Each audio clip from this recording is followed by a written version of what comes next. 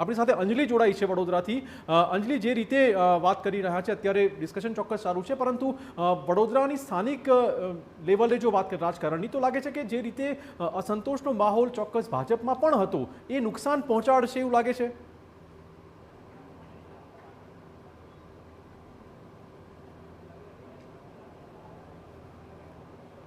બિલકુલ, જે રીતે વડોદરા મહાનગરપાલિકાની સ્થાનિક સ્વરાજ્યની જે ચૂંટણી હતી તેને લઈને ઉમેદવારોની પસંદગીથી લઈને જ ભાજપમાં આંતરિક વિવાદ છે તે સામે આવ્યો હતો। જે રીતે જે ઉમેદવારોની પસંદગી જાહેર કરવામાં આવી તેની સાથે જ જે પાયાના કાર્યકરો છે તેઓની અવગણના થતી હોવાની તેઓ દ્વારા જે વિરોધ છે તે કરવામાં આવ્યો હતો, પોતાની જે રજૂઆત છે તે કરવામાં આવી હતી, શીર્ષસ્થ નેતૃત્વને જાણ કરવામાં આવી હતી, પરંતુ જે પ્રકારની પરિસ્થિતિ ઊભી થઈ તેવાની વચ્ચે જે આંતરિક વિવાદ હતો તે આંતરિક વિવાદ સ્પષ્ટપણે જોવા મળ્યો। હવે જે રીતે ઈવીએમની તમામ જે પરિસ્થિતિ છે અને મતગણતરી શરૂ થાય તેના માટે જે કલેક્ટર છે તેમની સાથે સાથે તમામ જે અધિકારીઓ અને કર્મચારીઓ છે તેઓ અહીંયા આગળ મતગણતરી કેન્દ્ર પર પહોંચ્યા છે અને તેઓ દ્વારા જે મતગણતરી કેન્દ્રનું જે નિરીક્ષણ છે તે કરવામાં આવી રહ્યું છે। વડોદરા શહેરમાં જો વિવાદિત ચહેરાઓની વાત કરવામાં આવે તો વોર્ડ નંબર 1માં કોંગ્રેસમાંથી ટિકિટ નહીં મળતા હરીશ પટેલે અપક્ષ ઉમેદવારી નોંધાવી હતી, જ્યાં આગળ પણ આંતરિક રોષ છે તે ચોક્કસથી સામે આવી રહ્યો છે। તેને લઈને વોર્ડ નંબર 1નું જે મતદાન છે તે ગત ટર્મ કરતાં પણ વધારે થયું છે। ત્યારબાદ જો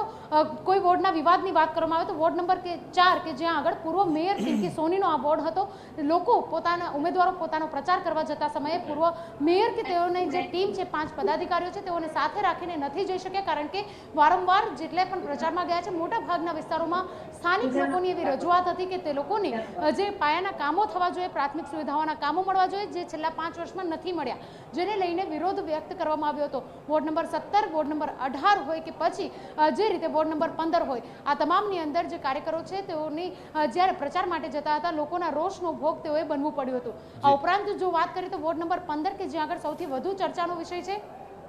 એક તરફ મધુ શ્રીવાસ્તવની દીકરી કે જેઓ વાઘોડિયાના પૂર્વ ધારાસભ્ય છે અને બીજી તરફ શૈલેષ મહેતા કે જેઓએ શીર્ષસ્થ નેતૃત્વ પાસેથી પોતાના તરફેણના જે 4 ઉમેદવાર છે તેઓની પસંદગી કરી હતી। તેઓની વચ્ચે પણ કાંટાની ટક્કર હોય તેવું ચોક્કસથી કહી શકાય, કારણ કે જો એક પણ બેઠક 15 નંબરની ભાજપ ગુમાવે તો શૈલેષ મહેતા શૈલેષ સોટ્ટાની હાર થાય તેવું પણ અનુમાન લોકો દ્વારા લગાવવામાં આવી રહ્યું છે। ત્યારે 15 નંબરના વોર્ડમાં હરણી બોટકાંડના પીડિતોની સાથે સતત ઊભા રહેનાર આશિષ જોશીએ જ્યારે કોંગ્રેસમાંથી ઉમેદવારી નોંધાવી છે, તેને લઈને પણ ક્યાંક જે ઉમેદવારોની સાથે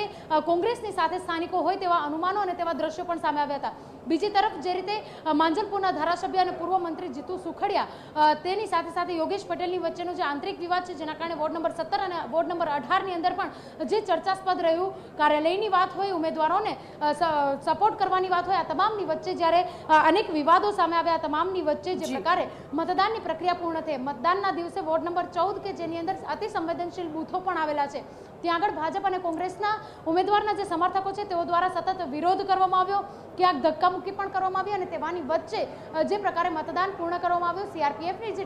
ટુકડીઓ પણ ગોઠવવાની ફરજ પડી હતી। એટલે કહી શકાય કે વિવાદોના અંતે જ્યારે મતદાન પૂર્ણ થયું, અંદાજે 53% જેટલું મતદાન થયું હતું। હાલ વોર્ડ નંબર 16, 17, 18 અને 19 કે જ્યાં આગળ મતગણતરી શરૂ થશે તે કેન્દ્ર પર હાજર છીએ। આ સિવાય વોર્ડ નંબર 1, 4, 7, 10 અને 13ની સૌથી પહેલા મતગણતરી થશે, ત્યારબાદ બીજા તબક્કાની અંદર અન્ય બીજા 6 વોર્ડની અને ત્યારબાદ વોર્ડ નંબર 19ની, એટલે 4 તબક્કાની અંદર આજે મતગણતરી છે તે શરૂ થશે અને તેની વચ્ચે પોસ્ટલ બેલેટથી મતગણતરીને લઈને જે કલેક્ટર છે ડોક્ટર અનિલ ધામેલિયા તેઓ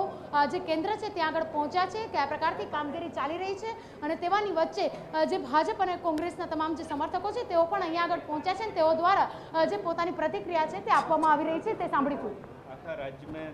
9 વાગ્યાથી મતગણતરી ચાલુ થવાની હતી અને અહીંયા પણ વડોદરામાં પણ 9 વાગે મતગણતરી ચાલુ થઈ ગઈ છે। સૌથી પહેલાં પોસ્ટલ બેલેટની ગણતરી કરવામાં આવશે અને પછી પોસ્ટલ બેલેટની ગણતરી પૂર્ણ થશે પછી ઈવીએમમાં કાઉન્ટિંગ ચાલુ થશે। એટલે અત્યારે પોસ્ટલ બેલેટની ગણતરી ચાલુ છે અને પછી ઈવીએમની વોટ કાઉન્ટિંગ ચાલુ થશે। વડોદરામાં કેટલા રાઉન્ડ, કેવી રીતની તૈયારીઓ, કેવી રીતે વહેંચવામાં આવ્યા છે? એટલે એ જે સિસ્ટમ જે દર વખતે હોય છે, જે ચોર્ટ ટેબલ છે એ પ્રમાણે તો ઈવીએમની કાઉન્ટિંગ થશે। અત્યારે જે છે આપણે પોસ્ટલ બેલેટની કાઉન્ટિંગ થશે। આપને આટલો બહોળો અનુભવ છે, 19 વોર્ડમાં ક્યાં સુધી પરિણામ આવી જાય અને કેટલું ક્યાં સુધી ચાલશે? તો માય ગેસ ઇઝ અરાઉન્ડ 1 થી 2 વચ્ચે પરિણામ આવી જશે।